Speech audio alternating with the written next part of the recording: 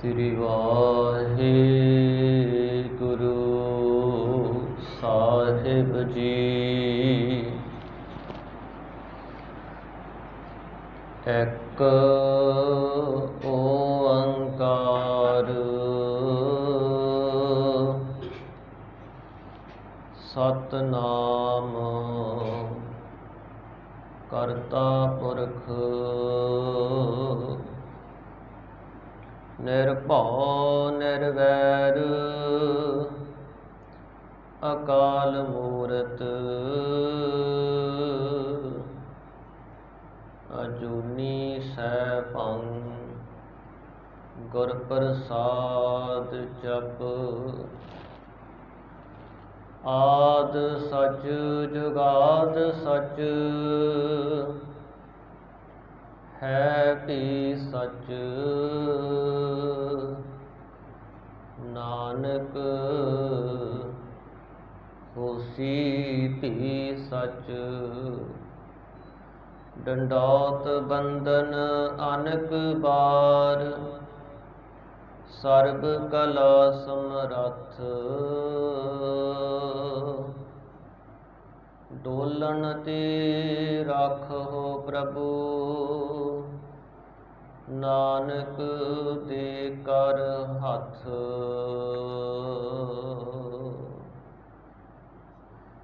ਜੋ ਹਮਰੀ ਬਿਦ ਹੋਤੀ ਮੇਰੇ ਸਤਿਗੁਰਾ ਸਾਬਿਤ ਤੁਮ ਹਰ ਜਾਣਹੁ ਆਪੇ। ਹਮ ਰੁਲਤੇ ਫਿਰਤੇ ਕੋਈ ਬਾਤ ਨਾ ਪੁੱਛਤਾ। ਗੁਰ ਸਤਿਗੁਰ ਸੰਗ ਕੀਰੇ ਹਮ ਥਾਪੇ। ਧੰਨ ਧੰਨ ਗੁਰੂ ਨਾਨਕ ਜਨ ਕੇਰਾ ਜਿਤ ਮਿਲਿਐ ਚੂਕੇ ਸਭ ਸੋਗ ਸੰਤਾਪੇ। ਹਮ ਅੰਧਲੇ ਅੰਧ ਬਿਖੈ ਬਿਖਰਾਤੇ ਕਿਉ ਚਾਲਹਿ ਗੁਰ ਚਾਲੀ। ਸਤਿਗੁਰ ਦਇਆ ਕਰੇ ਸੁਖ ਦਾਤਾ ਹਮ ਲਾਵੈ ਆਪਨ ਪਾਲੀ। ਜੇਤਾ ਜੀਉ ਪਿੰਡ ਸਭ ਤੇਰਾ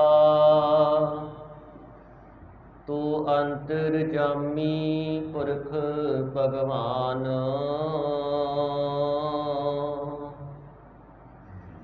ਦਾਸਨ ਦਾਸ ਕਹੈ ਜਨ ਨਾਨਕ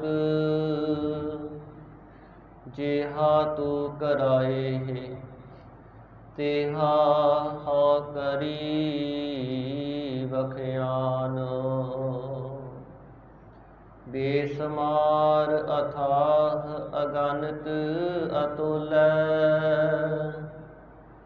ਜਿਉ ਬੁਲਾਵਹੁ ਤਿਉ ਨਾਨਕ ਦਾਸ ਬੋਲੇ। ਜਿਉ ਬੁਲਾਵਹੁ ਤਿਉ ਨਾਨਕ ਦਾਸ ਬੋਲੇ। ਸਤਿਨਾਮ ਸ੍ਰੀ ਵਾਹਿਗੁਰੂ ਸਾਹਿਬ ਜੀ। ਬਸੰਤ ਮਹਲਾ ਤੀਜਾ।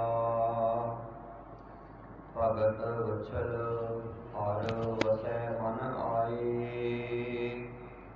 ਗੁਰ ਕਿਰਪਾ ਤੇ ਸਹਿਜ ਸੁਭਾਏ। ਭਗਤ ਕਰੇ ਵਿੱਚ ਹੋ ਆਪ ਖੋਏ। ਤਦ ਹੀ ਸਾਚ ਮਿਲਾਵਾ ਹੋਏ। ਭਗਤ ਵਛਲ ਹਰਿ ਵਸੈ ਮਨ ਆਏ। ਗੁਰ ਕਿਰਪਾ ਤੇ ਸਹਿਜ ਸੁਭਾਏ। ਭਗਤ ਕਰੇ ਵਿੱਚ ਹੋ ਆਪ ਖੋਏ। ਤਦ ਹੀ ਸਾਚ ਮਿਲਾਵਾ ਹੋਏ। ਭਗਤ ਸੁਭੇ ਸਦਾ ਹਰ ਪ੍ਰਭ ਦਵਾਰ। ਗੁਰ ਕੈ ਹੇਤ ਸਾਚੈ ਪ੍ਰੇਮ ਪਿਆਰ। ਰਹਾਉ ਭਗਤ ਕਰੇ ਸੋ ਜਨ ਨਿਰਮਲ ਹੋਏ। ਗੁਰ ਸਬਦੀ ਵਿੱਚ ਹੋ ਹਉਮੈ ਖੋਏ। ਹਰ ਜੀਉ ਆਪ ਵਸੈ ਮਨ ਆਏ। ਸਦਾ ਸ਼ਾਂਤ ਸੁਖ ਸਹਿਜ ਸਮਾਏ। ਸਾਚ ਰਤੇ ਤਿਨ ਸਦਾ ਬਸੰਤ। ਮਨ ਤਨ ਹਰਿਆ ਰਵ ਗੁਣ ਗੋਬਿੰਦ। ਬਿਨ ਨਾਵੈ ਸੂਕਾ ਸੰਸਾਰ। ਅਗਨ ਤ੍ਰਿਸ਼ਨਾ ਜਲੈ ਵਾਰੋ ਵਾਰ। ਸੋਈ ਕਰੇ ਜੇ ਹਰ ਜੀਉ ਭਾਵੈ। ਸਦਾ ਸੁਖ ਸਰੀਰ ਭਾਣੈ ਚਿਤ ਲਾਵੈ। ਆਪਣਾ ਪ੍ਰਭ ਸੇਵੇ ਸਹਿਜ ਸੁਭਾਏ।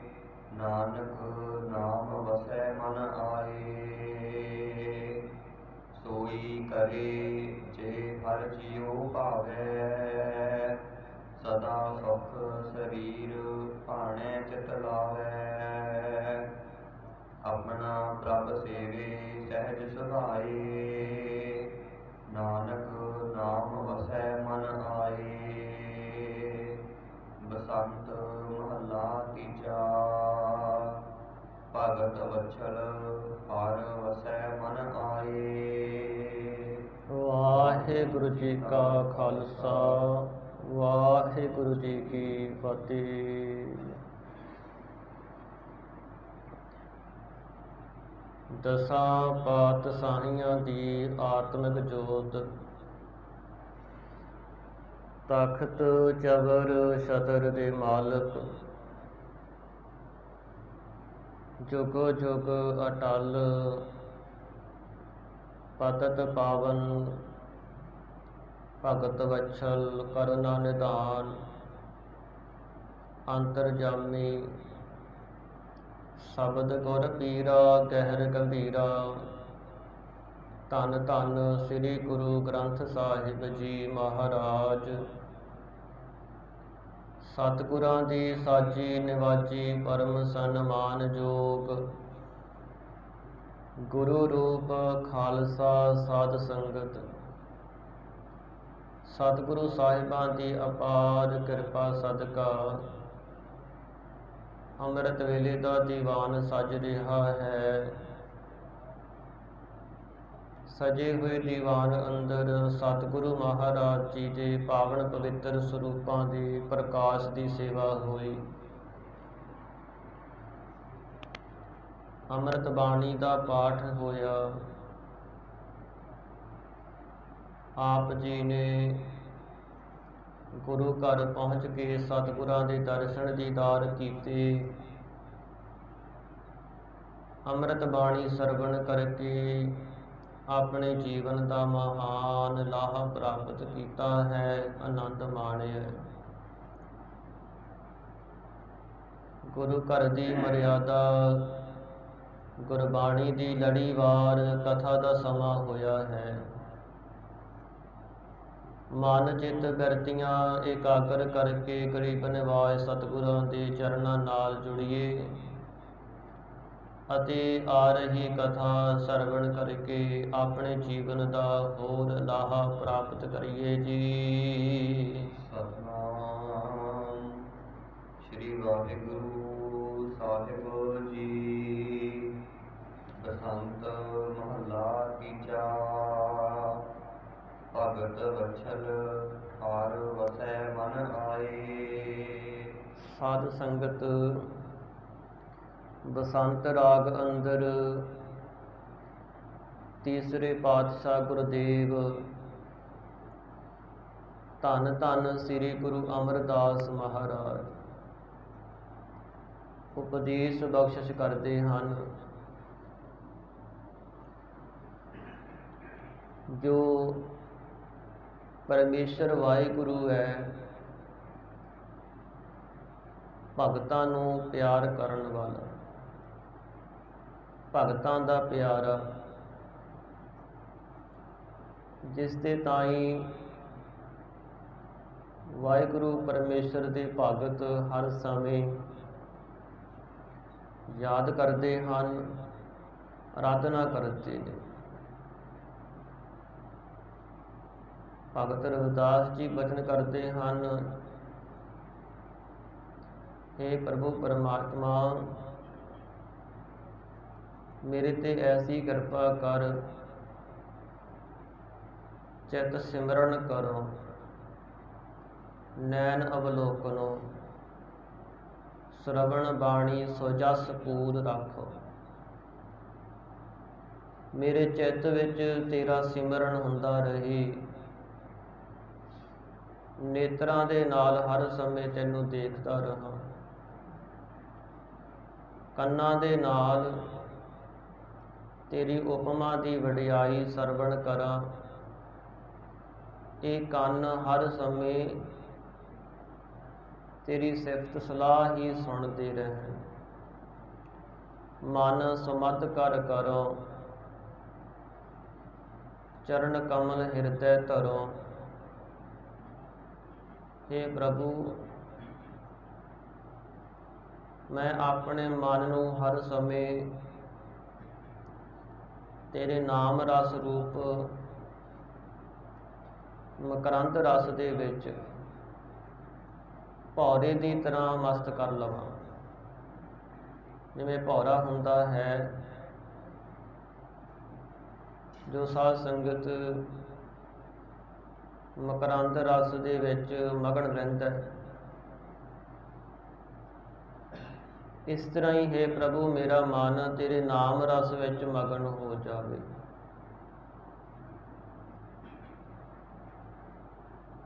ਤੇਰੇ ਚਰਨ ਮੇਰੇ ਹਿਰਦੇ ਵਿੱਚ ਵਸ ਜਾਣ,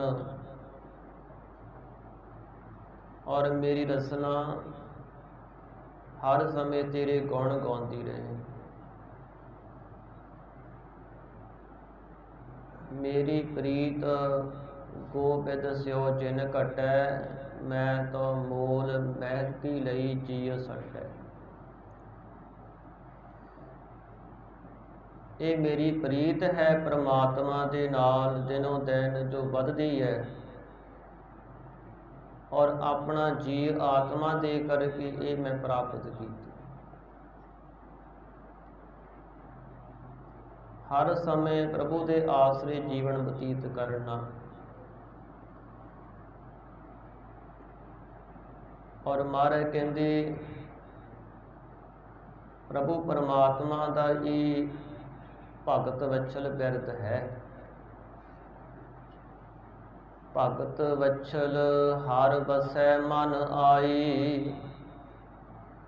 ਭਗਤਾਂ ਨੂੰ ਪਿਆਰ ਕਰਨ ਵਾਲਾ ਪਰਮੇਸ਼ਰ ਵਾਹਿਗੁਰੂ ਭਗਤਾਂ ਦੇ ਮਨ ਵਿੱਚ ਆ ਕਰਕੇ ਵਸ ਜਾਂਦਾ ਹੈ। ਗੁਰ ਕਿਰਪਾ ਤੇ ਸਹਿਜ ਸੁਭਾਏ। ਗੁਰੂ ਸਾਹਿਬਾਂ ਦੀ ਕਿਰਪਾ ਦੇ ਨਾਲ ਸੁਤੇ ਸਹਿਜ ਹੀ, ਸਹਿਜ ਗਿਆਨ ਨਾਲ, ਸੁਭਾਏ ਸ੍ਰੇਸ਼ਟ ਪ੍ਰੇਮ ਨਾਲ ਜਦੋਂ ਗੁਰੂ ਸਾਹਿਬਾਂ ਦੀ ਕਿਰਪਾ ਹੁੰਦੀ ਹੈ, ਤਦੋਂ ਵਾਹਿਗੁਰੂ ਹਿਰਦੇ ਵਿੱਚ ਆ ਕਰਕੇ ਵਸ ਜਾਂਦਾ ਹੈ। ਜੋ ਜਨਨੀ ਸਤ ਜਨ ਪਾਲਤੀ, ਰਾਖੈ ਨਦਰ ਮਝਾਰ। ਅੰਤਰ ਬਾਹਰ ਮੁਖ ਦੀਕ ਰਾਸ, ਖਿਨ ਖਿਨ ਪੂਚਾਰ। ਤਿਉ ਸਤਿਗੁਰ ਗੁਰ ਸਿੱਖ ਪਾਲਤਾ, ਹਰ ਪ੍ਰੀਤ ਪਿਆਰ।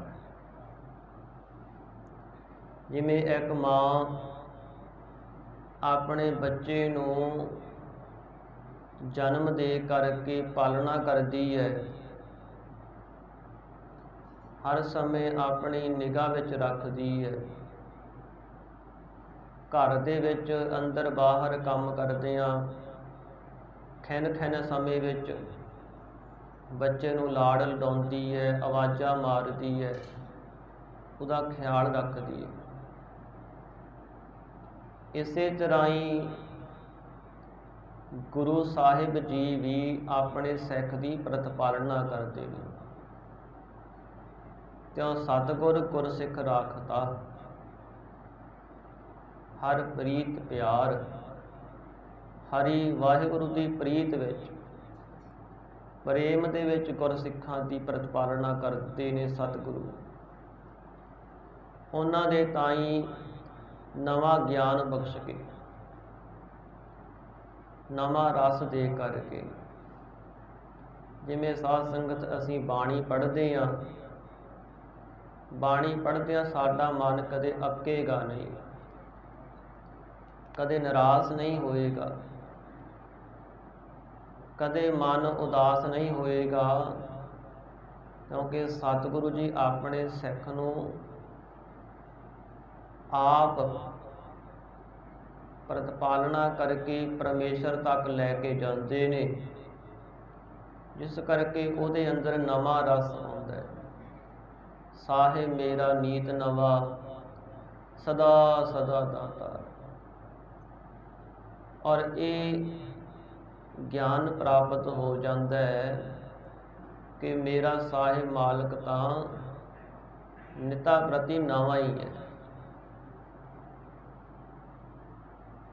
ਸਦਾ ਸਦਾ ਵਾਸਤੇ ਸਾਡੇ ਤਾਈਂ ਦਾਤਾਂ ਦੇਣ ਵਾਲਾ ਹੈ। ਗੁਰ ਕਿਰਪਾ ਤੇ ਸਹਿਜ ਸੁਭਾਏ।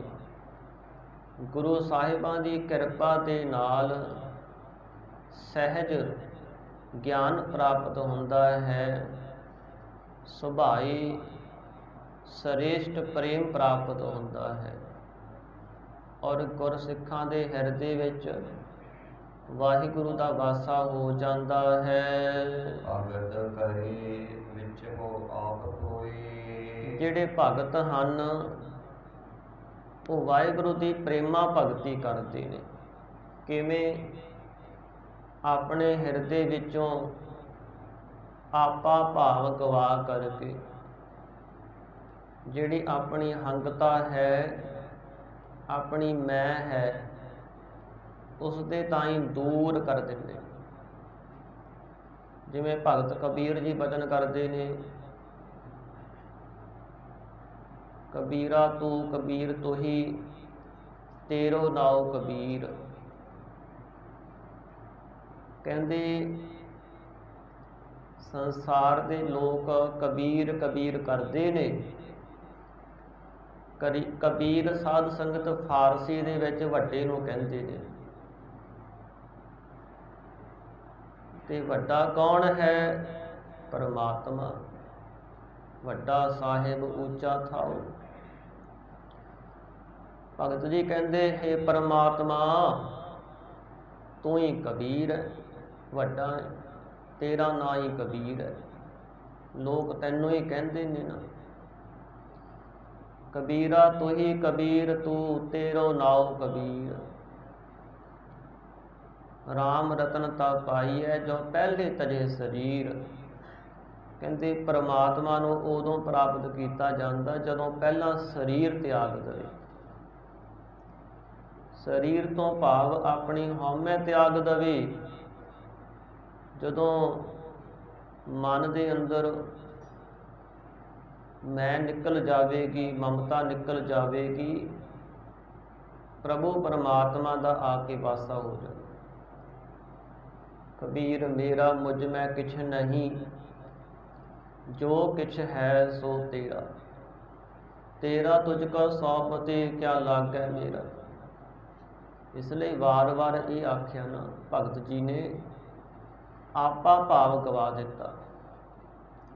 ਜਿਹੜੇ ਅੰਦਰੋਂ ਆਪਾ ਭਾਵ ਗਵਾ ਦਿੰਦੇ ਨੇ, ਆਪਣੀ ਹਉਮੈ ਨੂੰ ਛੱਡ ਦਿੰਦੇ ਨੇ, ਭਗਤ ਕਰੇ ਔਰ ਭਗਤੀ ਕਰਦੇ ਹਨ। ਤਦ ਹੀ ਸਾਜ ਮਿਲਾਵਾ ਹੋਏ। ਤਦ ਹੀ, ਤਦੋਂ ਹੀ ਸਤਿਗੁਰੂ ਮਹਾਰਾਜ ਕਹਿੰਦੇ ਭਾਈ ਉਹਨਾਂ ਦਾ ਸੱਚ ਦੇ ਨਾਲ ਮਿਲਾਪ ਹੋ ਜਾਂਦਾ। ਉਹ ਸੱਚੇ ਪਰਮਾਤਮਾ ਦੇ ਨਾਲ ਮੇਲ ਕਰ ਲੈਂਦੇ ਨੇ, ਵਾਹਿਗੁਰੂ ਦੇ ਮੇਲੀ ਹੋ ਜਾਂਦੇ। ਦੇਖੋ ਅਸੀਂ ਆਪਣੇ ਘਰੋਂ ਇੱਥੇ ਚੱਲ ਕੇ ਆਏ ਆ। ਬੰਦੇ ਨੂੰ ਕੁਝ ਪ੍ਰਾਪਤ ਕਰਨ ਵਾਸਤੇ ਕੁਝ ਛੱਡਣਾ ਪੈਂਦਾ। ਜਦੋਂ ਗੁਣ ਪ੍ਰਾਪਤ ਕਰਨੇ ਹੋਣ ਫਿਰ ਔਗਣ ਛੱਡਣੇ ਪੈਂਦੇ ਨੇ। ਔਰ ਇਹ ਇੱਕ ਮਾਰਗ ਹੈ ਭਗਤੀ ਦਾ, ਜਿੱਥੋਂ ਆਪਣੀ ਥਾਂ ਤੋਂ ਉੱਠ ਕੇ ਆਪਣੀ ਹਉਮੈ ਵਿੱਚੋਂ ਨਿਕਲ ਕਰਕੇ ਗੁਰੂ ਵਾਲੇ ਪਾਸੇ ਤੁਰ ਕੇ ਜਾਣਾ ਹੈ, ਗੁਰੂ ਦੀ ਆਗਿਆ ਵਿੱਚ ਜਾਣਾ ਹੈ। ਹੁਣ ਮਨ ਜਿਹੜਾ ਹੈ ਉਹ ਤਾਂ ਸਾਧ ਸੰਗਤ ਹਰ ਸਮੇਂ ਮੰਗਦਾ ਹੀ ਰਹਿੰਦਾ ਹੈ। ਮਨ ਦੇ ਵਿੱਚ ਮੰਗ ਹੈ, ਪਰ ਉਸ ਮੰਗ ਨੂੰ ਪਰਾਂ ਕਰ ਦੇਣਾ। ਮਨ ਦੇ ਵਿੱਚ ਸ਼ੰਕੇ ਹਨ, ਮਨ ਸੰਸਾ ਲੈ ਕੇ ਬੈਠਾ ਹੈ। ਉਸ ਸੰਸੇ ਨੂੰ ਅੰਦਰੋਂ ਮੇਟਣਾ, ਇਹ ਗੁਰਮੁਖਾਂ ਦਾ ਜੀਵਨ ਹੈ ਕਿ ਉਹ ਪ੍ਰਭੂ ਪਰਮਾਤਮਾ ਦੇ ਪਰਾਇਣ ਹੋ ਕੇ ਸਾਰਾ ਜੀਵਨ ਬਤੀਤ ਕਰਦੇ ਹਨ। ਇਸ ਤਰ੍ਹਾਂ ਉਹਨਾਂ ਦਾ ਪ੍ਰਭੂ ਪਰਮਾਤਮਾ ਦੇ ਨਾਲ ਮਿਲਾਪ ਹੋ ਜਾਂਦਾ ਹੈ ਕਿ ਉਹ ਗੁਰਮੁਖ ਆਪਾ ਭਾਵ ਤਿਆਗ ਦਿੰਦੇ ਨੇ ਤੇ ਸੱਚ ਵਾਲੇ ਰਸਤੇ ਤੁਰ ਪੈਂਦੇ ਨੇ, ਸੱਚ ਦੀ ਪਛਾਣ ਕਰਦੇ ਨੇ। ਉਹਨਾਂ ਦਾ ਸੱਚ ਦੇ ਨਾਲ ਮਿਲਾਪ ਹੋ ਜਾਂਦਾ ਹੈ। ਪਹਿਲਾਂ ਅਸੀਂ ਸੱਚ ਨੂੰ ਸੁਣਨਾ ਸਿੱਖਣਾ ਹੈ। ਸੁਣਨ ਦੀ ਮਹੱਤਤਾ ਹੈ। ਜਿੱਥੇ ਮਹਾਰਾਜ ਕਹਿੰਦੇ ਸੁਣਿਆ ਸਹਿਜ ਪੀਰ ਸੁਰਨਾਥ, ਸੁਣਿਆ ਧਰਤ ਤਵਲ ਆਕਾਸ਼। ਸੁਣਨ ਵਾਲਾ ਸਿੱਧ ਹੋ ਜਾਂਦਾ ਹੈ, ਪੀਰ ਪੂਜਿਆ ਜਾਂਦਾ ਹੈ, ਸੁਰਨਾਥ। ਜਿੰਨੇ ਸਿੱਧ ਪੀਰ ਸੁਰਨਾਥ ਹਨ, ਇਹਨਾਂ ਤੋਂ ਸ਼੍ਰੋਮਣੀ ਹੋ ਜਾਂਦਾ, ਇਹਨਾਂ ਦੀ ਤਰ੍ਹਾਂ ਮਹਾਨ ਹੋ ਜਾਂਦਾ ਹੈ। ਔਰ ਇਸ ਤਰ੍ਹਾਂ ਭਗਤਾਂ ਦੇ ਅੰਦਰ ਇੱਕ ਖੜਾਅ ਪੈਦਾ ਰਹਿੰਦਾ ਹੈ। ਨਾਨਕ ਭਗਤਾ ਸਦਾ ਵਿਗਾਸ, ਸੁਣਿਆ ਦੁਖ ਪਾਪ ਕਾ ਨਾਸ। ਫਿਰ ਮੰਨਣਾ ਹੈ।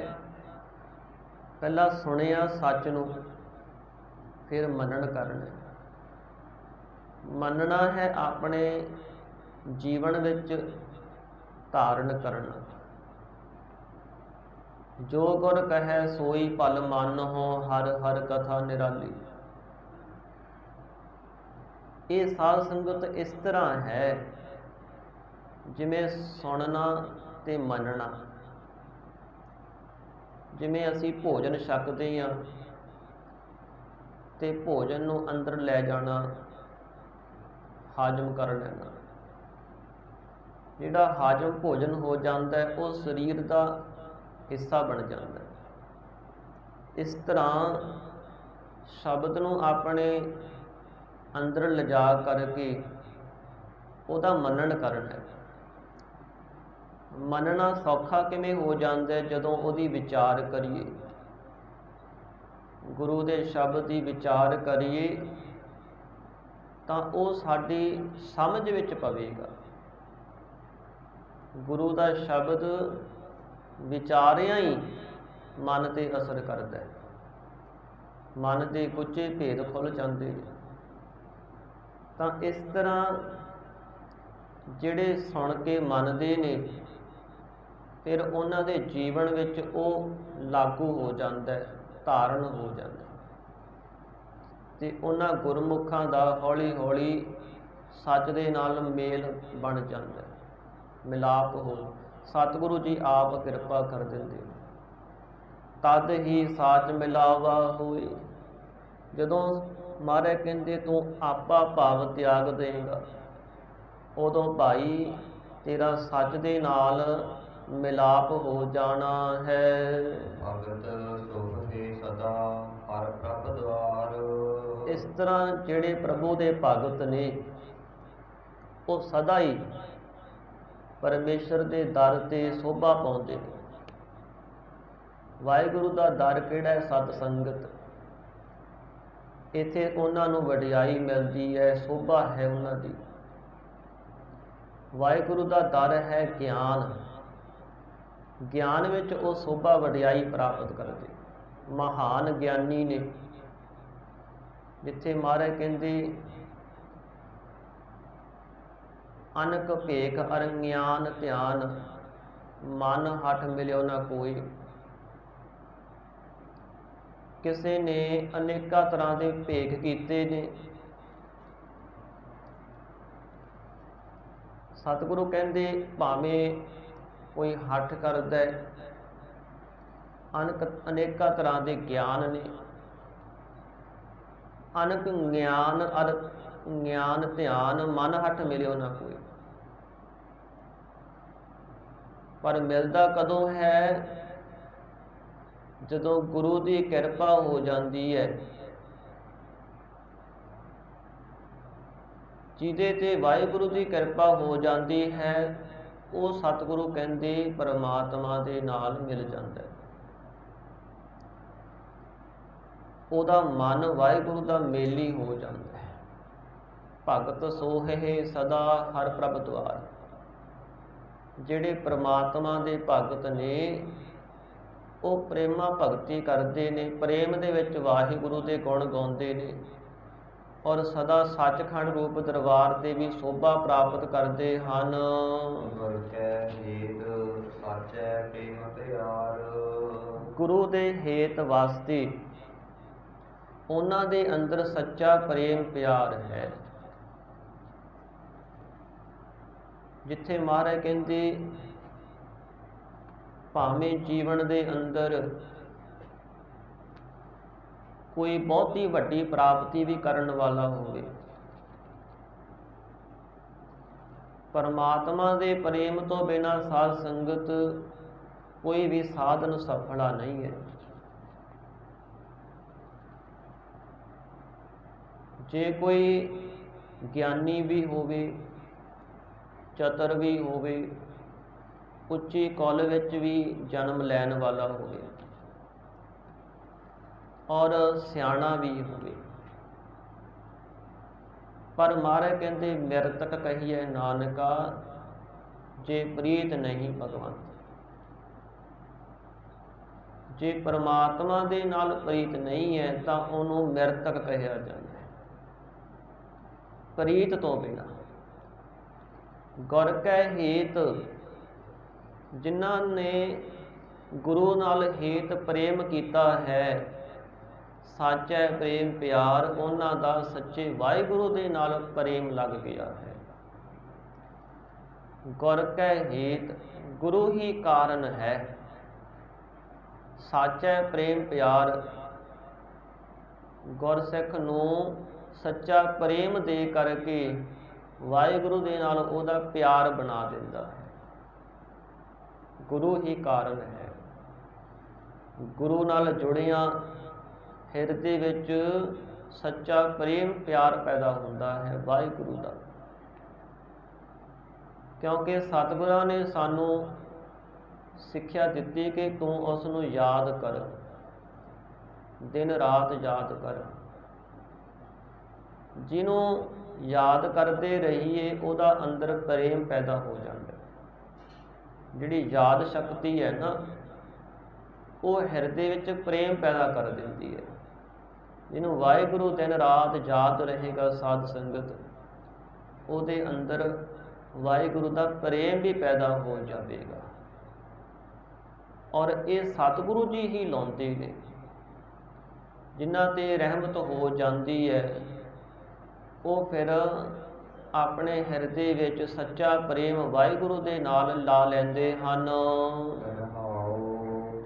ਭਗਤ ਕਰੇ ਸੋ ਜਨ ਨਿਰਮਲ ਹੋਏ। ਵਿਸ਼ਰਾਮ ਦੇ ਕੇ ਸਤਿਗੁਰੂ ਫਰਮਾਉਂਦੇ ਨੇ, ਭਾਈ ਗੁਰਸਿੱਖੋ, ਜੋ ਭਗਤੀ ਕਰਦੇ ਨੇ, ਦਿਨ ਰਾਤ ਵਾਹਿਗੁਰੂ ਦੇ ਗੁਣ ਗਾਉਂਦੇ ਨੇ, ਸੋ ਜਨ ਨਿਰਮਲ ਹੋਏ। ਉਹ ਜਨ ਪੁਰਸ਼ ਜਾਂ ਉਹ ਜਨ ਪ੍ਰਭੂ ਦੇ ਪਿਆਰੇ ਨਿਰਮਲ ਪਵਿੱਤਰ ਹੋ ਜਾਂਦੇ ਹਨ, ਮਨ ਕਰਕੇ ਸਰੀਰ ਕਰਕੇ ਉਜਲ ਹੋ ਜਾਂਦੇ ਹਨ। ਗੁਰ ਸ਼ਬਦੀ ਵਿੱਚ ਹੋ ਹਉਮੈ ਹੋਏ। ਕਿਉਂਕਿ ਗੁਰੂ ਸਾਹਿਬਾਂ ਦੇ ਸ਼ਬਦ ਦਾ ਅਭਿਆਸ ਕਰਦੇ ਹਾਂ, ਉਹ ਆਪਣੇ ਮਨ ਵਿੱਚੋਂ ਨਿਰਮਲ ਹੋ ਜਾਂਦੇ ਨੇ, ਉਹਨਾਂ ਦੇ ਅੰਦਰੋਂ ਹਉਮੈ ਦੀ ਮੈਲ ਨਾਸ ਹੋ ਜਾਂਦੀ ਹੈ। ਜਿਹੜੀ ਅੰਦਰ ਹਉਮੈ ਹੈ, ਹੰਗਤਾ ਹੈ, ਜਿੱਥੋਂ ਇਹ ਉੱਠਦੀ ਹੈ, ਜਿੱਥੋਂ ਮਨ ਦੇ ਵਿੱਚੋਂ ਹਉਮੈ ਦਾ ਪ੍ਰਭਾਵ ਪੈਦਾ ਹੋ ਜਾਂਦਾ ਹੈ, ਉੱਥੇ ਸ਼ਬਦ ਨੇ ਜਾ ਕਰਕੇ ਅਸਰ ਕਰਦੇ ਨੇ।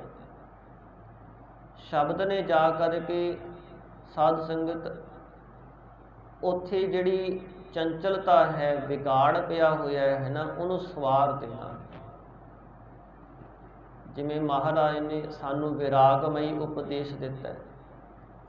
ਇਨਸਾਨ ਹਉਮੈ ਕਰਦਾ ਹੈ, ਪਰ ਸਤਿਗੁਰੂ ਮਹਾਰਾਜ ਕਹਿੰਦੇ ਭਾਈ ਇਹ ਹਉਮੈ ਕਾਹਦੀ ਕਰਦਾ ਹੈ? ਇਸ ਹਉਮੈ ਕਰਕੇ ਤਾਂ ਬੜੇ ਬੜਿਆਂ ਨੇ ਦੁੱਖ ਪਾਇਆ ਹੈ। ਤੂੰ ਹਉਮੈ ਨਾ ਕਰ, ਕਿਉਂਕਿ ਤੇਰਾ ਆਪਣਾ ਕੁਝ ਵੀ ਨਹੀਂ ਹੈ। ਇਸ ਸੰਸਾਰ ਦੇ ਵਿੱਚ ਮੇਰੋ ਮੇਰੋ ਸਭੋ ਕਹਿਤ ਹੈ, ਹਿਤ ਸਿਉ ਬਾਂਧਿਓ ਚੀਤ। ਬੜਾ ਮੇਰ ਮੇਰ ਕਰਦੇ ਨੇ, ਬੜਾ ਪ੍ਰੇਮ ਦੇ ਨਾਲ ਚਿੱਤ ਨੂੰ ਬੰਨ੍ਹ ਲੈਂਦੇ ਨੇ, ਪਰ ਮਹਾਰਾਜ ਕਹਿੰਦੇ ਅੰਤ ਕਾਲ ਸੰਗੀ ਨਹਿ ਕੋ, ਇਹ ਅਚਰਜ ਹੈ ਰੀਤ। ਇਹ ਅਸਚਰਜ ਰੀਤੀ ਹੈ ਮਰਿਆਦਾ ਸੰਸਾਰ ਦੀ, ਕਿ ਅੰਤ ਦੇ ਸਮੇਂ ਕੋਈ ਵੀ ਸੰਗੀ ਨਹੀਂ ਹੁੰਦਾ। ਅੱਖਾਂ ਦੇ ਸਾਹਮਣੇ ਚਿਖਾ ਤੇ ਚਿਣ ਕੇ ਉਸ ਨੂੰ ਸੰਸਕਾਰ ਕਰ ਦਿੱਤਾ ਜਾਂਦਾ ਹੈ, ਤੇ ਕੋਈ ਨਹੀਂ ਉਹਦਾ ਸੰਗੀ ਜਿਹੜਾ ਕਹੇ ਕਿ ਮੈਂ ਨਾਲ ਜਾਣਾ। ਸੰਤ ਗਿਆਨੀ ਗੁਰਬਚਨ ਸਿੰਘ ਮਹਾਂਪੁਰਖਾਂ ਦੇ ਕੋਲ ਇੱਕ ਭਾਈ ਗੁਰਮੁਖ ਸਿੰਘ ਉੜੀਸਾ ਵਾਲਾ ਸੀ। ਸੇਵਾ ਕਰਿਆ ਕਰਦੇ, ਕਿਉਂਕਿ ਬੜੇ ਦੂਰ ਦੂਰ ਤੋਂ ਸਿੰਘ ਆ ਕੇ ਜੱਥੇ ਵਿੱਚ ਰਿਹਾ ਕਰਦੇ। ਹੁਣ ਵੀ ਕਈ ਸਿੰਘ ਬਿਹਾਰ ਤੋਂ ਆਉਂਦੇ ਨੇ, ਕਈ ਯੂਪੀ ਤੋਂ ਆਉਂਦੇ ਨੇ, ਬਾਹਰਲੀਆਂ ਸਟੇਟਾਂ ਤੋਂ ਵੀ, ਹਰਿਆਣੇ ਵਿੱਚੋਂ ਵੀ, ਪੰਜਾਬ ਦੇ ਵੀ ਕੋਨਿਆਂ ਕੋਨਿਆਂ ਤੋਂ ਸਿੰਘ ਆ ਕਰਕੇ ਜੱਥੇ ਵਿੱਚ ਰਿਹਾ ਕਰਦੇ ਹਨ। ਉੜੀਸਾ ਤੋਂ ਇੱਕ ਭਾਈ ਗੁਰਮੁਖ ਸਿੰਘ ਰਿਹਾ ਕਰਦੇ, ਬੜੀ ਸੇਵਾ ਕਰਨੀ, ਪੱਖਾ ਚੱਲਿਆ ਕਰਦੇ। ਮਹਾਂਪੁਰਖਾਂ ਨੇ ਕਿਹਾ ਗੁਰਮੁਖ ਸਿਆਂ ਕੋਈ ਸਾਨੂੰ ਦੱਸ ਕੇ ਅਸੀਂ ਤੇਰੀ ਇੱਛਾ ਪੂਰੀ ਕਰੀਏ, ਬੜੇ ਖੁਸ਼ ਹਾਂ ਤੇਰੇ ਤੇ, ਤੇਰੀ ਮਨ ਦੀ ਭਾਵਨਾ ਕੀ ਹੈ ਭਾਈ? ਕਹਿੰਦਾ ਮਹਾਂਪੁਰਖੋ, ਜਦੋਂ ਤੁਸੀਂ ਜਾਣਾ ਹੋਇਆ ਨਾ ਸੰਸਾਰ ਤੋਂ ਸੱਚਖੰਡ, ਬਸ ਮੈਨੂੰ ਨਾਲ ਲੈ ਚੱਲਿਓ। ਇੰਨੀ ਕੁ ਬੇਨਤੀ ਕੀਤੀ। ਕਹਿੰਦੇ ਭਾਈ ਠੀਕ ਹੈ। ਤੇ ਜਦੋਂ ਮਹਾਂਪੁਰਖਾਂ ਸੰਤ ਗਿਆਨੀ ਗੁਰਬਚਨ ਸਿੰਘ ਜੀ ਨੇ ਸਰੀਰ ਤਿਆਗਿਆ, ਉਸ ਸਮੇਂ ਸਾਧ ਸੰਗਤ ਇਹ ਸਿੰਘ ਖੂਹ ਤੇ ਪਾਣੀ ਭਰ ਰਿਹਾ ਸੀ, ਤੇ ਮਹਾਂਪੁਰਖ ਇਸ ਨੂੰ ਜਾਂਦੇ ਜਾਂਦੇ ਕਿਹਾ ਕਿ ਭਾਈ ਅਸੀਂ ਚੱਲੇ ਹਾਂ ਤੇ ਤੂੰ ਸਾਡੇ ਪਿੱਛੇ ਆ ਜਾ। ਜਦੋਂ ਇਹਨਾਂ ਬਚਨ ਸੁਣਿਆ ਤੇ ਉਧਰ ਪਤਾ ਵੀ ਲੱਗਿਆ ਜੱਥੇ ਵਿੱਚੋਂ ਕਿ ਮਹਾਂਪੁਰਖ ਸਰੀਰ ਤਿਆਗ ਗਏ। ਸਾਧ ਸੰਗਤ ਉਸ ਸਮੇਂ ਮਨ ਵਿੱਚ ਇੰਨਾ ਵਿਜੋਗ ਵਿਛੋੜਾ ਹੋਇਆ, ਸਹਿਆ ਨਾ ਗਿਆ ਮਹਾਂਪੁਰਖਾਂ ਜੀ ਜਾਣ ਦਾ। ਫਿਰ ਬਚਨ ਚੇਤੇ ਆਇਆ, ਮਹਾਂਪੁਰਖਾਂ ਨੇ ਮੈਨੂੰ ਕਿਹਾ ਕਿ ਤੂੰ ਸਾਡੇ ਪਿੱਛੇ ਆ ਜੀ। ਜਦੋਂ ਮਹਾਂਪੁਰਖਾਂ ਦੇ ਸਰੀਰ ਦਾ ਸੰਸਕਾਰ ਹੋ ਰਿਹਾ ਸੀ ਤੇ ਭਾਈ ਗੁਰਮੁਖ ਸਿੰਘ ਨੇ ਵਿੱਚ ਛਾਲ ਮਾਰ ਦਿੱਤੀ। ਸਿੰਘਾਂ ਤੋਂ ਰੋਕਿਆ ਹੀ ਨਹੀਂ ਗਿਆ। ਹੋਰ ਸਿੰਘ ਵੀ ਛਾਲ ਮਾਰਨ ਵਾਸਤੇ ਤਿਆਰ ਸਨ, ਕਈਆਂ ਨੇ ਛਾਲ ਮਾਰਨੀ ਲੱਗੇ ਸਨ, ਪਰ ਉਹਨਾਂ ਨੂੰ ਸਿੰਘਾਂ ਨੇ ਫੜ ਲਿਆ। ਮਹਾਂਪੁਰਖਾਂ ਦੇ ਨਾਲ ਇੰਨਾ ਪਿਆਰ ਸੀ ਸਿੰਘਾਂ ਦਾ। ਤੇ ਭਾਈ ਗੁਰਮੁਖ ਸਿੰਘ ਜੀ ਬਲ ਦੀ ਚਿਖਾ ਦੇ ਵਿੱਚ ਛਾਲ ਮਾਰ ਕੇ ਸਾਧ ਸੰਗਤ ਸਰੀਰ ਛੱਡ ਗਏ। ਕਿਉਂ? ਮਹਾਰਾਜ ਕਹਿੰਦੇ ਜਿਹੜੇ ਪ੍ਰਭੂ ਦੇ ਪਿਆਰੇ ਹੁੰਦੇ ਨੇ ਉਹਨਾਂ ਦੀ ਅੰਤ ਸਮੇਂ ਤੱਕ ਪ੍ਰੀਤ ਨਿਭ ਜਾਂਦੀ, ਪਰ ਸੰਸਾਰ ਵਿੱਚ ਐਸਾ ਕੋਈ ਨਹੀਂ ਹੈ। ਦੇਖਦੇ ਹਾਂ, ਸੁਖ ਮੈਂ ਆਨ ਬਹੁਤ ਮਿਲ ਬੈਠਕ, ਰਹਿਤ ਚਹੂ ਤਿਸ ਕੀਰੈ, ਵਿਪਤ ਪਰੀ ਸਭ ਹੀ ਸੰਗ ਛਾਡਤ, ਕੋ ਨਾ ਆਵਤ ਨਹੀਂ। ਇਹ ਦੁਨੀਆ ਵਿੱਚ ਹੀ ਸੰਗ ਸਾਥ ਛੱਡ ਜਾਂਦੇ ਨੇ, ਮਨ ਬਦਲ ਜਾਂਦੇ ਨੇ, ਅੱਜ ਹੋਰ ਨੇ ਕੱਲ੍ਹ ਨੂੰ ਹੋਰ ਬਣ ਜਾਂਦੇ ਨੇ, ਛੋਟੀ ਛੋਟੀ ਗੱਲ 'ਤੇ ਝਗੜੇ ਬਣ ਜਾਂਦੇ ਨੇ। ਕਿਉਂ? ਮਹਾਰਾਜ ਕਹਿੰਦੇ ਸੰਸਾਰ ਵਿੱਚ ਬੰਦਿਆ ਤੇਰਾ ਹੈ ਹੀ ਕੋਈ ਨਹੀਂ, ਇੱਕ ਪਰਮਾਤਮਾ ਹੀ ਹੈ ਜਿਹੜਾ ਤੇਰਾ ਸੰਗੀ ਤੇ ਸਾਥੀ ਹੈ। ਕੋਈ ਤੇਰਾ ਆਪਣਾ ਹੈ, ਉਹਨੇ ਤੇਰਾ ਆਪਣਾ ਰਹਿਣਾ ਹੈ, ਪਹਿਲਾਂ ਉਹੀ ਤੇਰਾ ਆਪਣਾ ਸੀ। ਇਸ ਤਰ੍ਹਾਂ ਗੁਰਮੁਖ ਜਿਹੜੇ ਨੇ ਆਪਣੇ ਅੰਦਰੋਂ ਆਪਣੀ ਹਉਮੈ ਨੂੰ ਤਿਆਗ ਦਿੰਦੇ ਨੇ, ਫਿਰ ਉਹਨਾਂ ਦਾ ਮਨ ਗੁਰੂ ਦੇ ਸ਼ਬਦ ਜਾਗਦਾ ਹੈ। ਹਰ ਜਸ ਰੇ ਮਨਾ ਗਾਏ ਲੈ, ਜੋ ਸੰਗੀ ਹੈ ਤੇਰੋ, ਅਵਸਰ ਬੀਤਿਓ ਜਾਤ ਹੈ, ਕਹੋ ਮਾਨ ਲੈ ਮੇਰੋ। ਸੰਪਤ ਰਥ ਧਨ ਰਾਜ ਸਿਓ, ਅਤ ਨੇਹੋ ਲਗਾਇਓ। ਬੜਾ ਪ੍ਰੇਮ ਲੱਗ ਰਿਹਾ, ਵਿਭੂਤੀ ਦੇ ਨਾਲ, ਮਾਲ ਪਦਾਰਥਾਂ ਦੇ ਨਾਲ, ਆਪਣੀ ਵਡਿਆਈ ਦੇ ਨਾਲ ਬੜਾ ਪ੍ਰੇਮ ਹੈ ਕਿ ਮੇਰਾ ਇੰਨਾ ਨਾਮ ਬਣ ਚੁੱਕਿਆ, ਮੈਂ ਇੰਨਾ ਸੁਖੀ ਹਾਂ। ਕਾਲ ਫਾਸ ਜਬ ਗਰ ਪਈ, ਸਭ ਭਇਓ ਪਰਾਇਓ। ਪਰ ਜਦੋਂ ਕਾਲ ਦੀ ਫਾਹੀ ਜੀਵ ਦੇ ਗਲ 'ਚ ਆ ਕੇ ਪੈ ਜਾਂਦੀ ਹੈ, ਇਹ ਸਭ ਕੁਝ ਦਿਸਦਾ ਸੰਸਾਰ ਪਰਾਇਆ ਹੋ ਜਾਂਦਾ। ਇਹਦੇ ਵਿੱਚ ਆਪਣਾ ਕੁਝ ਵੀ ਨਹੀਂ ਰਹਿੰਦਾ। ਹਾਂ, ਆਪਣਾ ਹੈ ਜਿਹੜਾ ਅਸੀਂ ਸਤ ਸੰਗਤ ਕਰਦੇ ਹਾਂ, ਅਸੀਂ ਚੰਗੇ ਮਾੜੇ ਕੰਮ ਕੀਤੇ ਨੇ, ਉਹ ਸਾਡੇ ਨਾਲ ਰਹਿਣਗੇ। ਜੀਵ ਦੇ 3 ਮਿੱਤਰ ਮੰਨੇ ਜਾਂਦੇ ਨੇ, ਇੱਕ ਤਾਂ ਧਨ, ਇੱਕ ਸੰਬੰਧੀ ਤੇ ਇੱਕ ਕਰਮ। ਜਿਹੜਾ ਧਨ ਹੈ ਉਹ ਤਾਂ ਜਿਉਂਦਿਆਂ ਜੀ ਮਿੱਤਰ ਹੈ। ਜਦੋਂ ਸਰੀਰ ਵਿੱਚੋਂ ਪ੍ਰਾਣ ਨਿਕਲ ਗਏ ਤੇ ਉਹ ਜਿੰਨਾ ਧਨ ਹੈ, ਉਹ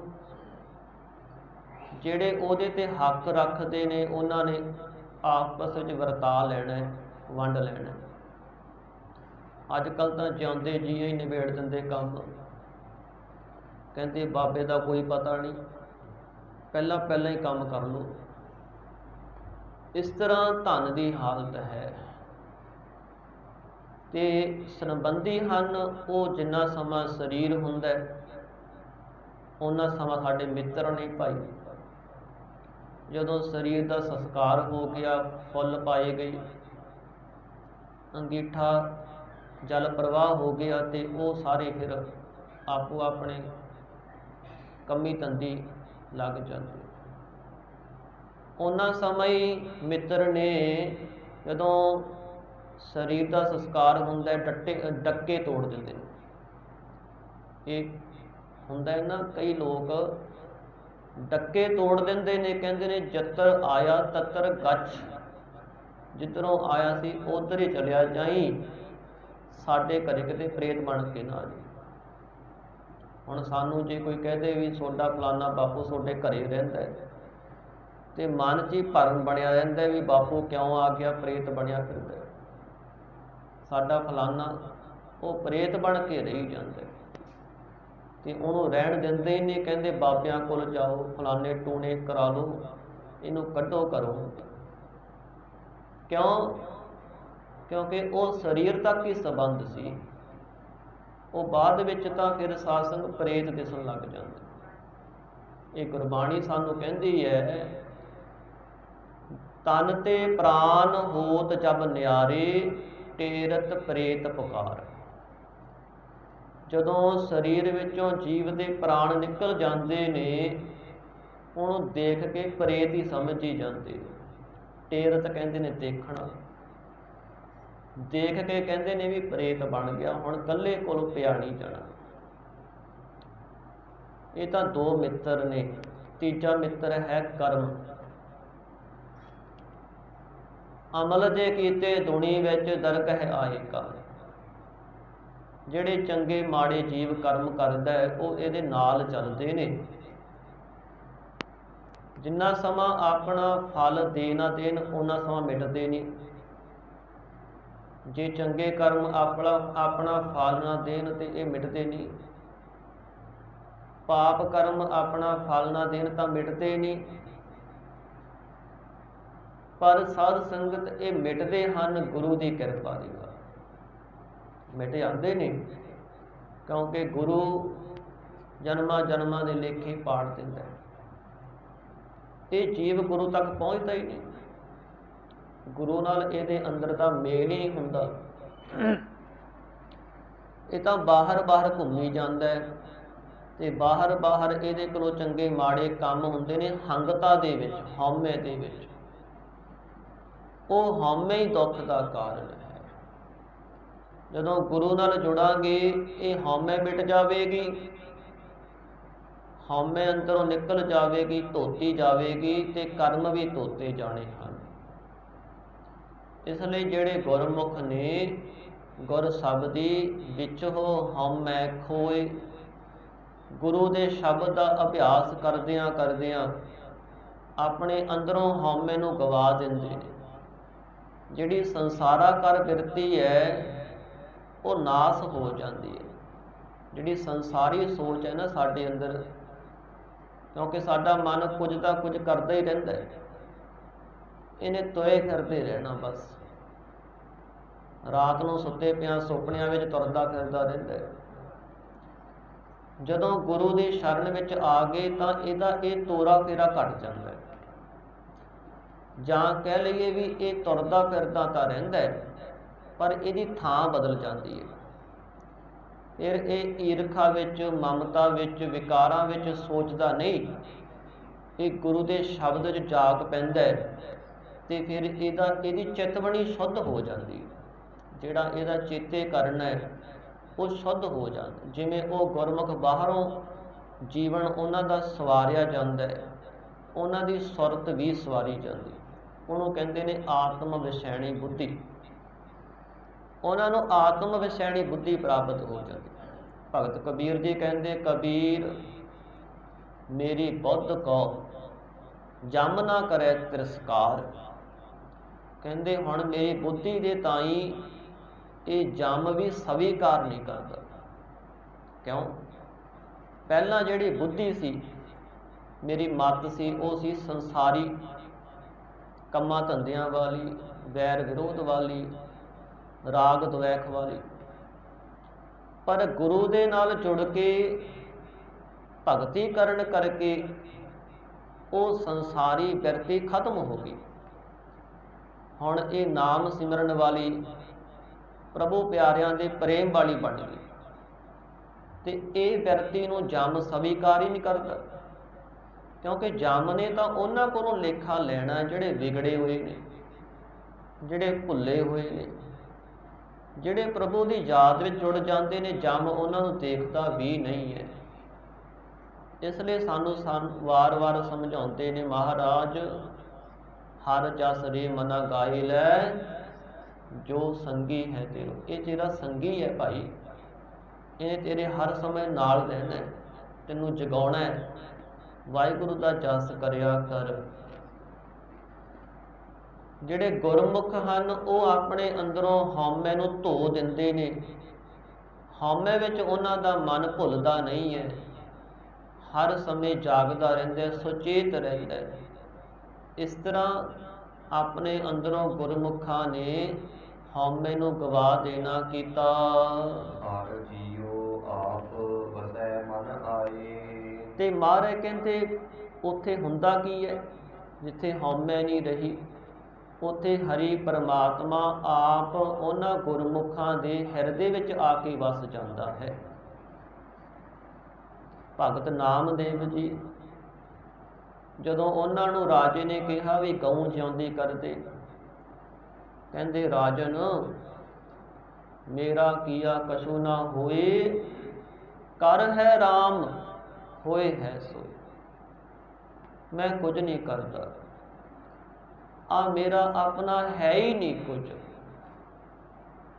ਉਹ ਪਰਮਾਤਮਾ ਹੀ ਸਭ ਕੁਝ ਕਰਨ ਵਾਲਾ ਹੈ।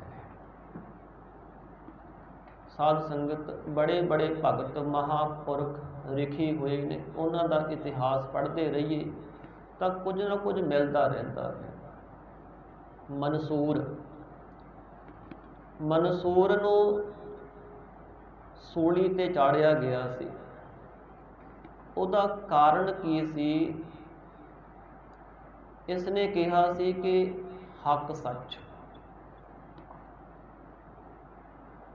ਇੱਕ ਪਰਮਾਤਮਾ ਸੱਚ ਹੈ ਤੇ ਇੱਕ ਮੈਂ ਸੱਚ ਹਾਂ। ਜਦੋਂ ਰਾਜੇ ਨੂੰ ਪਤਾ ਲੱਗਿਆ, ਉਸਨੇ ਇਸ ਦੋਸ਼ ਵਿੱਚ ਕਿ ਇਹ ਆਪਣੇ ਆਪ ਨੂੰ ਪਰਮਾਤਮਾ ਕਹਿ ਰਿਹਾ, ਖੁਦਾ ਕਹਿ ਰਿਹਾ, ਇਹਨੂੰ ਸੂਲੀ ਚਾੜੋ। ਮਨਸੂਰ ਦਾ ਇੱਕ ਉਸਤਾਦ ਸੀ, ਇਹਨੇ ਪਹਿਲਾਂ ਇਸ ਨੂੰ ਸਮਝਾਇਆ ਸੀ ਵੀ ਤੂੰ ਨਾ ਕਹੀਂ ਰਾਜੇ ਦੇ ਸਾਹਮਣੇ,